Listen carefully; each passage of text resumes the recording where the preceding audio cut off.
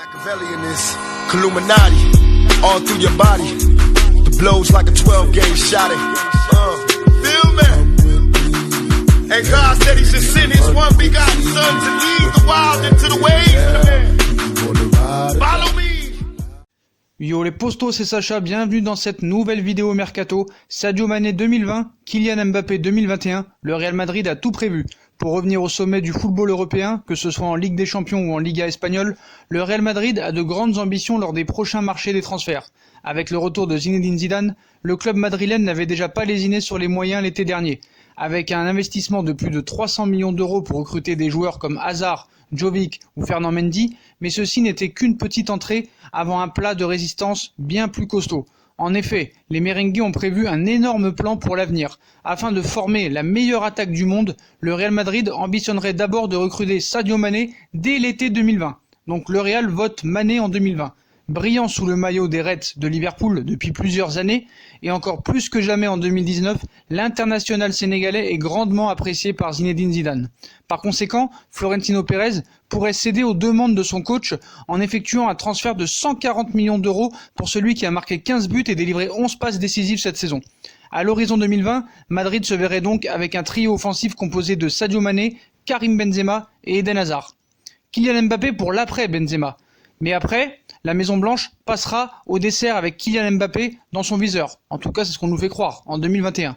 Dans le futur, Kylian Mbappé devrait remplacer Karim Benzema à la pointe de l'attaque du Real Madrid, pour que l'équipe de Zidane soit encore plus redoutable, explique un certain média espagnol, une annonce montrant que le Real Madrid est prêt à patienter encore quelques années avant de récupérer Kylian Mbappé.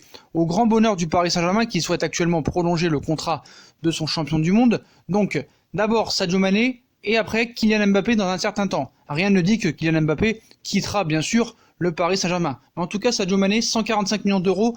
Je vois mal Liverpool refuser, même si Liverpool n'a pas vraiment besoin d'argent. Mbappé Real, cet élément peut-être confirme une offensive programmée. Un élément vient confirmer avec force que le Real Madrid programme une grande offensive sur Mbappé pour juin 2021. Interrogé au micro de Movie Star Plus, le président merengue Florentino Pérez a exprimé une position très claire au sujet du mercato hivernal du Real Madrid. Des renforts cet hiver, il n'y en aura pas. Au soir de la victoire du Real Madrid en Coupe d'Espagne, le président du Real Madrid a confirmé que le club ne ferait aucun mouvement d'envergure en janvier. Le Real garde bien son argent pour le mois de juin. La stratégie des dirigeants madrilènes trouve donc ici une confirmation très claire. Dans les bureaux du Santiago Bernabéu, on souhaite avant tout conserver une capacité d'investissement maximale en vue du mercato estival afin d'être en mesure de lancer l'opération XXL Sadio Mané dès l'été 2020 et en 2021, une autre opération XXL en direction de Kylian Mbappé pour qui le PSG exigera sans doute autour de 400 millions d'euros. L'offensive madrilène en direction de l'attaquant français paraît donc bel et bien programmée pour le mois de juin 2021 et celle de Sadio Mané pour juin 2020 afin que dans les 2 ans, le Real Madrid reforme une attaque galactique. Le FC Barcelone licencie Ernesto Valverde et annonce l'arrivée de Quique Setién. Le club catalan a annoncé le départ de celui qui était son entraîneur depuis l'été 2017. Dans le même temps, le champion d'Espagne a annoncé la nomination de Quique Setién. Tout est allé très vite depuis l'élimination du FC Barcelone en demi-finale de Supercoupe d'Espagne face à l'Atlético jeudi soir. Le lendemain, la presse catalane était déjà unanime à un sujet, l'ère Ernesto Valverde allait rapidement prendre fin. S'en est suivi d'un voyage express d'une délégation menée par Oscar Gros, directeur général, et Erika Vidal, secrétaire technique, au Qatar pour rencontrer Xavi Hernandez. Si les dirigeants barcelonais ont tenté de convaincre leur ancien milieu de terrain de prendre les commandes de l'équipe dès le mois de janvier, ce dernier a décliné la proposition, préférant retrouver son club dès cet été. Dans le même temps, on apprenait que tout ce feuilleton avait du mal à passer auprès d'Ernesto Valverde, qui, comme les supporters étaient mis au courant de toutes les avancées du dossier par les médias, l'ancien de l'Athletic était même en colère de n'avoir aucune mise au point de sa direction quant à son avenir. Mais malgré la réponse négative de Xavi, le FC Barcelone a tout de même décidé de se défaire de son entraîneur. Le champion d'Espagne vient ainsi d'officialiser le licenciement du tacticien espagnol arrivé en 2017. Des résultats en championnat mais 2 humiliations en Europe. La Supercoupe d'Espagne aura donc eu raison de lui, et ce alors que des joueurs de poids comme Lionel Messi et Luis Suarez s'étaient manifestés en sa faveur après la défaite. Son bilan est pour le moins mitigé puisqu'il a remporté 2 Ligas en 2 ans. Son équipe a aussi essuyé 2 remontadas en Europe face à la Roma et contre Liverpool l'an dernier. Les supporters barcelonais lui reprochaient également un jeu et une animation offensif très médiocres, loin de ce qui avait fait la réputation du Barça. Ses choix au niveau des compositions, le peu de chance accordée aux joueurs de la Masia Ricky Puig ou Carles Alena et à des recrues dont il ne serait pas à l'origine comme Malcolm ou Jean-Claire Todibo lui ont aussi valu bon nombre de critiques. 2 ans et demi après son arrivée, Ernesto Valverde part par la petite porte, laissant tout de même sa désormais ancienne équipe à la première place du championnat et en 8e de finale de Ligue des Champions. Quique Setien, connu en Espagne pour ses expériences au Betis et à Las Palmas, va prendre la tête de l'équipe. Sa philosophie de jeu, inspirée de celle de Johan Cruyff et de Pep Guardiola, a été une des principales raisons de ce choix. Il a signé un contrat de 2 ans et demi, mais ce que je comprends pas, c'est qu'un club comme le FC Barcelone, l'un quand même des clubs les plus gros de l'histoire du football, prenne un entraîneur qui n'a aucun palmarès. Cet entraîneur-là n'a aucun palmarès et n'a jamais rien gagné. Donc pour moi, c'est encore pire que Valverde. Certes, ça joue bien au ballon, ça propose du football champagne, mais sur le long terme, je ne sais pas si ça marchera. Le FC Barcelone donc prend un entraîneur qui a gagné 0 trophée dans toute sa carrière en tant qu'entraîneur. Palmarès néant. Un échange Alexandre Lacazette, Thomas Lemar en préparation. L'Atlético Madrid rêve toujours d'attirer Edinson Cavani, mais le PSG ne souhaite pas lâcher le Matador à 6 mois de la fin de son contrat. Selon Marca, les dirigeants madrilènes pourraient désormais se tourner vers Alexandre Lacazette. En effet, les colchoneros seraient prêts à en profiter de l'intérêt des Gunners pour Thomas Lemar afin de réaliser un échange entre les deux internationaux français. S'il est apprécié par Mikel Arteta, Alexandre Lacazette ne semble pas indispensable à Arsenal alors que Lemar pourrait donner une autre dimension au jeu de l'équipe londonienne. Est-ce que cet échange se matérialisera d'ici le 31 janvier ? À suivre. En tout cas, c'est rare les échanges dans le football, mais voilà, c'est à prendre avec des pincettes, mais en tout cas, Lacazette apprécié particulièrement par Diego Simeone.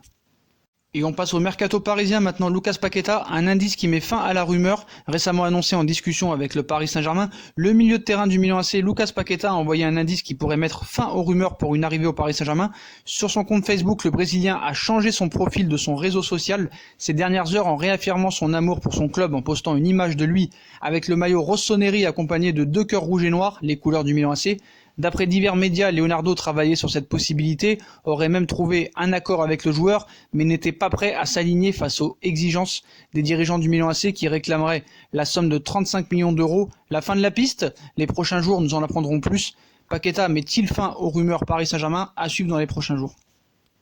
Et on passe à un autre dossier compliqué, décision imminente pour Sandro Tonali. L'avenir de Sandro Tonali, milieu de Brescia suivi par le Paris Saint-Germain, pourrait sceller son avenir dès cet hiver. Sandro Tonali attise énormément de convoitises, considéré comme le meilleur talent du football italien actuellement. Leonardo souhaite le recruter, il n'a pas lâché le morceau. La révélation de Brescia est toutefois courtisée aussi par la Juventus de Turin, qui aurait fait de son recrutement une priorité pour le prochain mercato estival. La Juve souhaite régler le dossier Tonali dès cet hiver. D'après les informations de Calcio Mercato, les dirigeants de la Juve auraient un plan clair pour berner le Paris Saint-Germain et l'Inter de Milan. L'autre club intéressé par Sandro Tonali, les Bianconeri, souhaiterait boucler le transfert du milieu de 19 ans dès ce mercato hivernal, puis le laisser en prêt à Brescia, comme le Paris Saint-Germain, afin de s'assurer sa présence à partir de l'été prochain. Qui ressortira vainqueur de ce duel à distance? En tout cas, voilà, Leonardo, on sait très bien, ne fait pas n'importe quoi, mais je pense que c'est plus possible Sandro Tonali que Lucas Paqueta au Paris Saint-Germain dans un avenir proche. L'entourage d'Eriksen passe à l'action.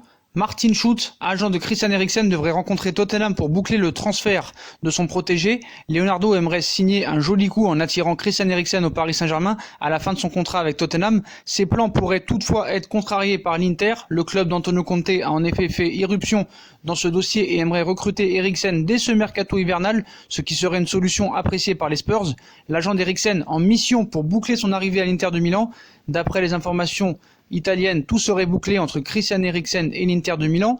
Le portail italien explique que désormais c'est à Martin Schulz de trouver un accord avec Tottenham pour libérer son joueur des quelques mois de contrat qui lui restent. L'agent d'Eriksen s'est ainsi envolé pour Londres afin de rencontrer les Spurs qui, à en croire les dernières indiscrétions, réclameraient une indemnité de 20 millions d'euros que l'Inter serait prêt à payer. Donc affaire à suivre, mais ce n'est toujours pas officiel Christian Eriksen à l'Inter de Milan.